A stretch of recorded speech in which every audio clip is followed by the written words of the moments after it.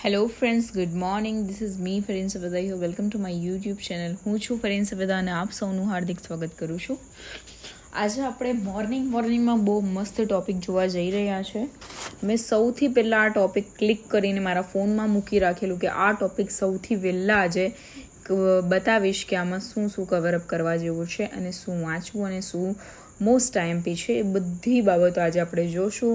ગુજરાતનું જળ પરિવાહ, આમાંથી છે ને નદીઓ, નર્મદા નદી વિશેની બાબતો, સરદાર સરોવર ડેમ વિશેની બાબતો તેમજ સ્ટેચ્યુ ઓફ યુનિટીની જે બાબતો છે એ ખૂબ જ આઈએમપી છે. જો આ ટોપિક તમે કવરઅપ નહીં કરો ને તો આમાંથી તમારા 2-3 માર્ક્સ તો આમ જ જતા રહે, 2 માર્ક્સ તો એટલી ઇઝી બાબતો છે ને. બસ તમારે ફક્ત થોડુંક ધ્યાન આપવાની જરૂરત છે.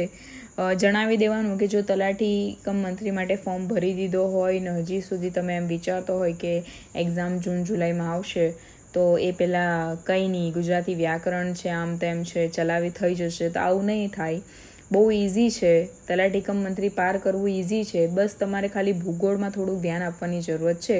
તો બસ થોડું ધ્યાન આપો અને કમેન્ટ બોક્સમાં જરૂરથી લખી દેજો કે અબકી બાર સરકારી પાર. તો ચાલો, વર્લ્ડ ઇનબોક્સની આ બુક છે, તમને બધાને ખબર જ છે, બહુ સારો રિવ્યૂ છે, મેં આપેલો જ છે રિવ્યૂ. ચાલો આપણે સ્ટાર્ટ કરીએ. વિડીયો સ્ટાર્ટ કરતાં પહેલાં જણાવી દેવાનું કે આપણી ચેનલ ઉપર નવા હો તો સબસ્ક્રાઈબ કરી લેજો ને વિડીયોને લાઇક કરવાનું નહીં ભૂલતા. ચાલો, ગુજરાતની નદીઓ વિશે વાત કરું છું. સૌથી પહેલાં તો ગુજરાતની સૌથી મોટી નદી કઈ? નર્મદા નદી. અને ભારતમાં સૌથી લાંબી નદીઓની વાત આવે તો ગુજરાતમાં છે, બરાબર છે, નર્મદા જ છે, બરાબર છે. ગુજરાતની સૌથી મોટી નદી નર્મદા છે અને ભારતની બી સૌથી મોટી નદી નર્મદા છે. ભારતમાં, ગુજરાતમાં, બરાબર છે. ગુજરાતની સૌથી લાંબી નદી સાબરમતી છે. લાંબી નદી સાબરમતી અને મોટી નદી નર્મદા.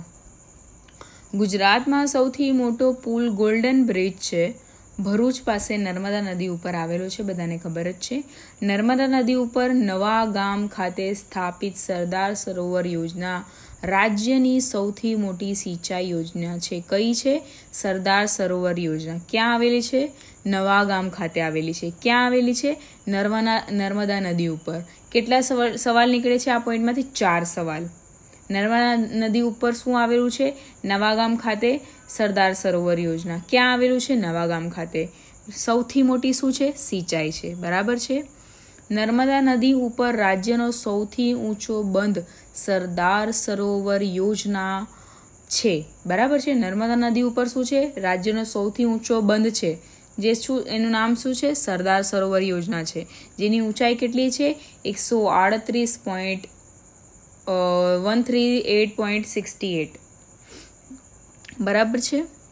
ચલો હવે જોઈએ આપણે નર્મદા, ગુજરાતની સૌથી મોટી નદી. મોસ્ટ આઈએમપી ટોપિક, બધા મોસ્ટ આઈએમપી ટોપિક્સ આવી જાય છે હંમેશા. મારાથી છે ને ટોપિક્સ જ બોલાઈ જાય. સો સોરી ફોર દેટ. પોઈન્ટ્સ અહીંયા જે મોસ્ટ આઈએમપી કવરઅપ થશે, ધ્યાન આપજો, થોડુંક ધ્યાન આપો. ઉદ્ગમ સ્થાન, જે નર્મદા નદીનું ઉદ્ગમ સ્થાન છે અમરકંટક, મધ્યપ્રદેશમાં. અંત ક્યાં થાય છે? ભરૂચ પાસે ખંભાતની ખાડી. લંબાઈ કેટલી? 1310 કિમી.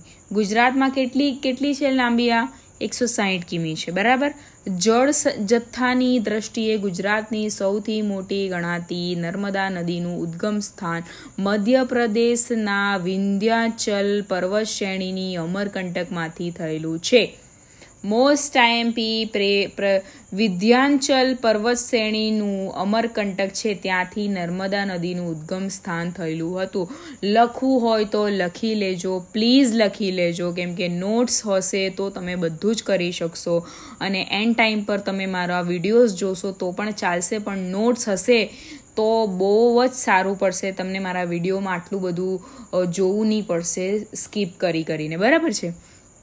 હવે જોઈએ, મેકલ કન્યા તરીકે ઓળખાતી નર્મદાનું પ્રાચીન નામ શું હતું? તો રેવા હતું.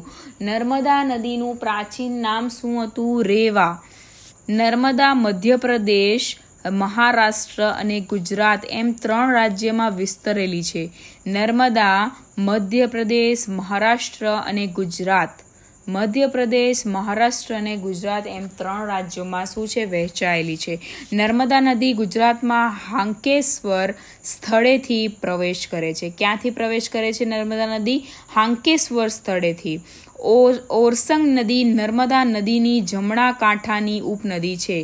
નર્મદા નદીની જમણા કાંઠાની નદી કઈ છે? ઉપનદી ઓરસંગ નદી. નર્મદા નદીની જમણા કાંઠાની ઉપનદી કોણ છે? ઓરસંગ છે. જ્યારે ડાબા કાંઠાની ઉપનદી કરજણ છે. ડાબા હાથની ઉપનદી કરજણ છે અને જે જમણા હાથની એટલે કે આપણો સીધો હાથ એ ઓરસંગ નદી અને ડાબો હાથ એ કરજણ. બરાબર છે. મોસ્ટ આઈએમપી છે. નર્મદા નદીની જમણા કાંઠે શું આવેલી છે? કઈ નદી? ઓરસંગ નદી. અને કરજણ નદી નર્મદા નદીની ડાબી બાજુએ આવેલી છે. બરાબર છે. નર્મદા નદીની પૂજા તેની પરિક્રમાને માનવામાં આવે છે. નર્મદા નદીના કિનારે નારેશ્વર, શુક્લતીર્થ, પિતૃ શ્રાદ્ધ માટે જાણીતું ચાંદોદ અને કરનાળી જેવા અનેક ધાર્મિક સ્થળો આવેલા છે. બધાને ખબર જ છે.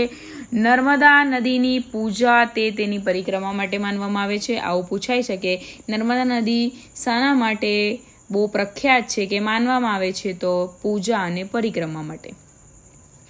નર્મદા પર સુરપાણેશ્વર પાસે મોખડી ઘાટ નામે ઓળખાતો સુરપાણનો ધોધ આવેલો છે. કયો ધોધ આવેલો છે? સુરપાણનો ધોધ મોખડી ઘાટ નામે. બરાબર છે. અહીંયા 2 નામ કવરઅપ થાય છે. મોખડી ઘાટ નામે ઓળખાતો સુરપાણનો ધોધ. તેના મુખથી ઉપરવાસમાં 40 કિમી ભરૂચ સુધી દરિયાઈ ભરતીની અસર રહે છે. હું આટલી ધીમે એટલે વાંચું છું કેમ કે અહીંયા છે ને શબ્દ જુઓ.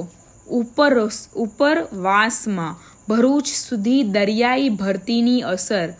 બરાબર છે. અંદાજિત 1600 કિમી સુધી વહાણવટા માટે ઉપયોગી છે. આ ટોપિક લખી લેજો, સ્ક્રીનશોટ લઈ લેજો તમે. બરાબર છે. સ્ક્રીનશોટ લેતા જવાનું એટલે તમને પછી છે ને તકલીફ નહીં પડે નોટ ડાઉન કરવામાં. નર્મદાએ તેના માર્ગમાં ફાટ ખીણો, રિફ્ટ વેલી અને કોતરોનું નિર્માણ કરેલું છે. રિફ્ટ વેલી, કોતરણનું નિર્માણ કઈ નદીમાં થયેલું છે એવું બી આવી શકે તો નર્મદા. નર્મદાએ તેના માર્ગના ફાટમાં ખીણોમાં. બરાબર છે. નર્મદા નદીનો કુલ સ્ત્રાવ ક્ષેત્ર 98,796 ચોરસ કિમી છે.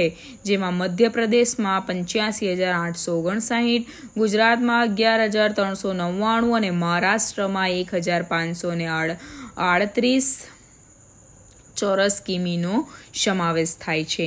નર્મદાને ગુજરાતીમાં જીવાદોરી માનવામાં આવે છે. મોસ્ટ આઈએમપી સવાલ. નર્મદાને શું માનવામાં આવે છે?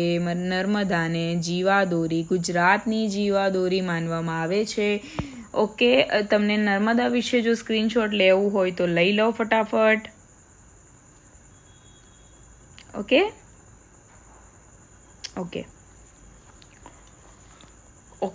બીજો પોઈન્ટ આપણે જોઈએ આજે. બીજો પોઈન્ટ આપણો છે સરદાર સરોવર ડેમ. સરદાર સરોવર ડેમની બધાને માહિતી ખબર જ હશે. હું ફટાફટ વાંચી જાઉં છું. ફટાફટ રિફર કરીએ આજે આપણે.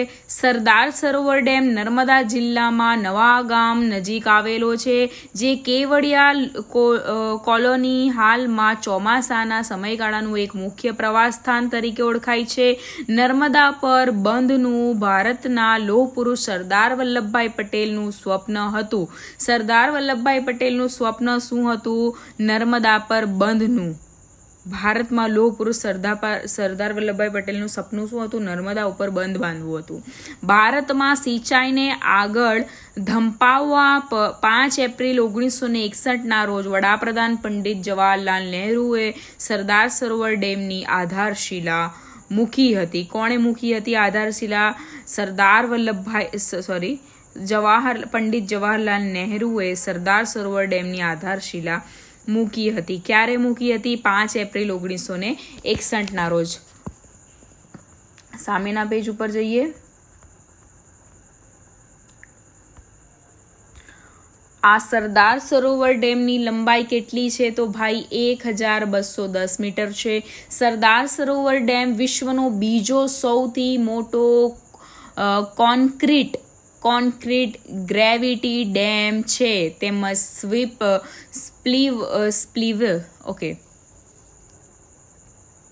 સ્પિલવે ડિસ્ચાર્જિંગ કેપેસિટીમાં વિશ્વનો ત્રીજો સૌથી મોટો ડેમ. તો આપણે આટલું જ યાદ રાખવાનું છે કે સૌથી વિશ્વમાં કેપેસિટીમાં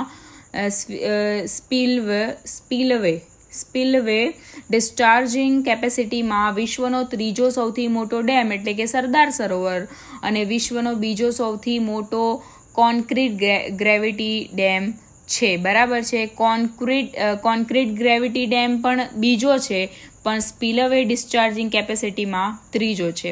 સરદાર સરોવર ડેમની 1450 હાઇડ્રો પાવર મેગાવોટની સ્થાપિત ક્ષમતા છે. ડેમ થકી 1905 મિલિયન હેક્ટરમાં સિંચાઈનો લાભ મળે છે, જેમાં ગુજરાતમાં 1.8 મિલિયન હેક્ટરમાં સિંચાઈની સુવિધા, અંદાજિત 10 લાખ ખેડૂતોનો ફાયદો થાય છે. ડેમ થકી જ 9633 જેટલા ગામો અને 131 શહેરો તેમજ એ લોકોને પીવાનું પાણી મળી રહે છે. ગુજરાત સાથે નર્મદા કેનાલ નેટવર્ક અંદાજિત 75,000 કિમી લંબાઈ વિસ્તરેલ છે. બરાબર છે. સૌથી પહેલાં જણાવી દઉં કે જો તમે તલાટી માટે ફોર્મ ભર્યું છે અને તમે આ વિડીયો જોઈ રહ્યા છો અને તમને એમ થાય તમને એમ થતું હોય કે આપણે બસ ખાલી ગુજરાતી વ્યાકરણ ને ઇંગ્લિશ વ્યાકરણ ઉપર જ ભાર મૂકવું અને તમે જીકે ઉપર ભાર નહીં મૂકો તો તમે 100% માર્ક્સ કવરઅપ નહીં થાય. મહેરબાની કરીને પ્લીઝ આવું તમે પોતાની જાત સાથે નાઇન્સાફી નહીં કરતા. બહુ ઓછો સમય છે, 1 મહિનો બસ મહેનત કરી લો. 1 મહિનાની તમારી મહેનત તમને તલાટી બનાવી દેશે. તો ઉમ્મીદ કરું છું કે જે આ વિડીયો જોઈ રહ્યો છે એ કમેન્ટ બોક્સમાં લખી દે કે અબકી બાર સરકારી પાર, તો મને પણ ખ્યાલ આવે કે ના, છોકરાઓ સિરિયસલીમાં બહુ મહેનત કરે છે. ઓકે, સો આ ટોપિકમાં સરદાર સરોવરની જે ડેમની વાત છે એ આટલી જ ઇમ્પોર્ટન્ટ છે. પણ તમે લાસ્ટ પોઈન્ટ જુઓ. આ સમિતિની ભલામણને મધ્યપ્રદેશ સરકારે નકારતા ઓક્ટોબર 1969માં કેન્દ્ર સરકારે Narmada water dispute tribunal NWDT 1969માં કેન્દ્ર સરકારે જે NWDTની રચના કરી અને ડિસેમ્બર 1979માં પહેલા 69માં કેન્દ્ર સરકારે નર્મદા વોટર ડિસ્પ્યુટ ટ્રિબ્યુનલની રચના કરી અને 10 વર્ષ પછી ડિસેમ્બર 1979માં NWDT એ તેનો છેલ્લો નિર્ણય આપ્યો. NWDTનો 10 વર્ષ પછી 1979માં નિર્ણય મળ્યો. બરાબર છે. ઉમ્મીદ કરું છું કે તમને બધી માહિતી મળી રહેતી હશે. પ્લીઝ થોડું ધ્યાન આપો અને શાંતિ હોય ને ત્યારે જ મારો વિડીયો જોવો, નકર નહીં જોશો તો મને કોઈ એ ફરક નહીં પડે. જે છોકરાઓ ભણે છે એ જોઈને બસ મને 50 લોકો વિડીયો જોશે અને 5 લાઈક આવશે ને તો પણ મને ચાલશે. બસ એ છોકરાને પૂરતી માહિતી મળી રહીને એ છોકરો બસ મારા વિડીયોને ધ્યાનમાં લઈને બસ થોડી બાબતો યાદ રાખે બસ. તો વિડીયો લાઈક કરી દેજો. સ્ટેચ્યુ ઓફ યુનિટીની બાબતો આજે આપણે જોવાના છે. બધાને ખ્યાલ જ છે કે કેટલું આવડે છે, બધાને ખબર જ છે કે આમાં કેટલું આવે છે ને શું તમને આવડે છે, બધું મને ખબર છે કે સ્ટેચ્યુ ઓફ યુનિટીની બાબતની વાત કરું તો બધાને ખબર જ છે કે હા ભાઈ આમ આવે. તો 31 ઓક્ટોબર 2013ના રોજ તત્કાલિક મુખ્યમંત્રી નરેન્દ્ર મોદીએ સરદાર જયંતિના અવસરે સરદાર સરોવર નજીક નર્મદા નદીમાં આવેલું સાધુ બેટ પર વિશ્વની સૌથી ઊંચી પ્રતિમા સ્ટેચ્યુ ઓફ યુનિટીનું કાર્ય આરંભ્યું હતું. ક્યારે? 31 ઓક્ટોબર 2013ના રોજ તત્કાલીન મુખ્યમંત્રી નરેન્દ્ર મોદી. કોણે? 31 ઓક્ટોબર 2013ના રોજ મુખ્યમંત્રીએ તત્કાલિક સરદાર જયંતિના અવસરે સરદાર સરોવર નજીક નર્મદા નદી ઉપર આવેલું સાધુ બેટ પર વિશ્વની સૌથી ઊંચી પ્રતિમા સરદાર સ્ટેચ્યુ ઓફ યુનિટીનું કાર્ય આરંભ્યું હતું. કોણ છે આ? આપણા સરદાર વલ્લભભાઈ પટેલ. બરાબર છે. બરાબર છે. એકદમ રાઈટ. ગુજરાતના પ્રથમ મહિલા મુખ્યમંત્રી આનંદીબેન પટેલે સ્ટેચ્યુ ઓફ યુનિટીની આધારશિલા રાખી હતી. કોણે સ્ટેચ્યુ ઓફ યુનિટીની આધારશિલા રાખી હતી? તો ભાઈ મહિલા મુખ્યમંત્રી આનંદીબેન પટેલ. નરેન્દ્ર મોદીએ 31 ઓક્ટોબર 2018ના રોજ સરદાર વલ્લભભાઈ પટેલની 143મી જન્મ જયંતિ અવસરે સ્ટેચ્યુ ઓફ યુનિટીનું લોકાર્પણ કર્યું હતું. ક્યારે લોકાર્પણ કર્યું હતું? 31 ઓક્ટોબર 2018ના રોજ 143મી જન્મ જયંતિ. જો તમને 143મી જન્મ જયંતિ નહીં યાદ રહે તો તમારે 143 યાદ રાખી લેવાનું. કેમ રાખી લેવાનું 143? તમને ખબર છે 143નું મતલબ શું થાય? ખબર છે? આટલા આપણે બહુ એક્સપર્ટ છોકરાઓ અહીંયા વિડીયો જોઈ રહ્યા છે, ભણેલા ગણેલા બહુ સારી રીતે. આને એજ્યુકેટેડ કહેવાય. ખબર? આવું નાનું યાદ રાખવાનું કે ભાઈ 143નું શું થાય. આપણે બધા બહુ એક્સપર્ટ છીએ એટલે આવી રીતે યાદ રાખવાનું કે 143મી જન્મ જયંતિ અવસરે સ્ટેચ્યુ ઓફ યુનિટીનું લોકાર્પણ કર્યું હતું. કોણે કર્યું હતું? આપણા નરેન્દ્રભાઈ પટેલે 31 ઓક્ટોબરના રોજ 2018ના રોજ. સ્ટેચ્યુ ઓફ યુનિટીની લંબાઈ કેટલી છે? સ્ટેચ્યુ ઓફ યુનિટીની લંબાઈ કેટલી છે? તો ભાઈ બધાને ખબર છે 182 મીટર, અંદાજે 597.11 55 માળની ઇમારત જેટલી છે. બેઝથી ઊંચાઈની વાત કરીએ તો 240 મીટર. એમ પૂછાય બેઝથી ઊંચાઈ કેટલી છે સ્ટેચ્યુ ઓફ યુનિટીની? તો 240 મીટર, 790 ફૂટ. બરાબર. અને જો મીટરમાં પૂછાય તો 182 મીટર, અંદાજે 597.11 બરાબર છે 55 માળની ઇમારત જેટલી. જે statue of unity project L&T Larsen અને ટુર્બો કંપનીને સોંપવામાં આવ્યો હતો. સ્ટેચ્યુ ઓફ યુનિટીની વાત કરું તો જે ત્રીજા ઝોનમાં 153 મીટરે પ્રેક્ષક ગેલેરી તૈયાર કરવામાં આવેલી છે. 153 મીટરે કેટલા મીટરે ગેલેરી તૈયાર કરવામાં આવેલી હતી? 153 મીટરે પ્રેક્ષક ગેલેરી તૈયાર કરવામાં આવી હતી, જ્યાંથી 200 પ્રવાસીઓ એક સાથે નર્મદા ડેમ તથા સાતપુડા અને વિંધ્ય પર્વતમાળાઓ તથા ગુરુડેશ્વર તળાવના અનુપમ સૌંદર્યનું વિહંગાવલોકન કરી શકે છે. સ્ટેચ્યુ ઓફ યુનિટી ખાતે વેલી ઓફ ફ્લાવર્સ, દેશનો સૌથી મોટો જંગલ સફારી પાર્ક, બાળકો માટે એમ્યુઝમેન્ટ પાર્ક, એકતા ક્રૂઝ સેવા વગેરે બાબતો આકર્ષણ ઊભા કરવા માટે મૂકેલા છે. જવું હોય તો જજો. મેં તો હજી સુધી ગઈ નથી પણ મારી બહુ ઈચ્છા છે જવાની, તો વેરી સૂન જશું. શાંઘાઈ કોઓપરેશન ઓર્ગેનાઇઝેશન SCOનું પૂર્ણ નામ શું છે? શાંઘાઈ કોઓપરેશન ઓર્ગેનાઇઝેશનની 8 અજાયબીની યાદીમાં સ્ટેચ્યુ ઓફ યુનિટીનો સમાવેશ કરવામાં આવેલો છે. આ પ્રતિમા 5 ઝોનમાં વિભાજિત છે, જેના પ્રથમ ઝોનમાં પ્રદર્શન ગાર્ડન સંગ્રહાલયનો સમાવેશ થાય છે. ઝોન 4માં મેન્ટેનન્સ એરિયા હોવાથી ઝોન 4 અને 5 જાહેર જનતા માટે બંધ રાખવામાં આવેલું છે. આજે આપણે કેટલા ટોપિક કવર અપ કર્યા? ગુજરાતની નદીઓ જોઈ, ગુજરાતની સૌથી મોટી નદી વિશે વાત કરી એટલે કે નર્મદા, પછી વાત કરી આપણે સરદાર સરોવર ડેમની વાત કરી, અને ત્રીજો પોઈન્ટ સ્ટેચ્યુ ઓફ યુનિટી. જો આવી રીતે તમારો સાથ સહકાર રહેશે ને તો આપણે બધા પોઈન્ટ એક વિડીયોમાં કવર કરી લેશું. જો તમને સ્ક્રીનશોટ લેવું હોય તો બિંદાસ લઈ શકો છો, અને વિડીયો પસંદ આવ્યો હોય તો લાઈક કરવાનું નહીં ભૂલતા.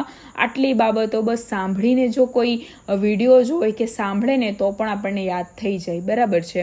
તો અબકી બાર તલાટી પાર કમેન્ટ બોક્સમાં જરૂરથી લખી દેજો ને વિડીયો લાઇક કરવાનું નહીં ભૂલતા. Thank you so much. By.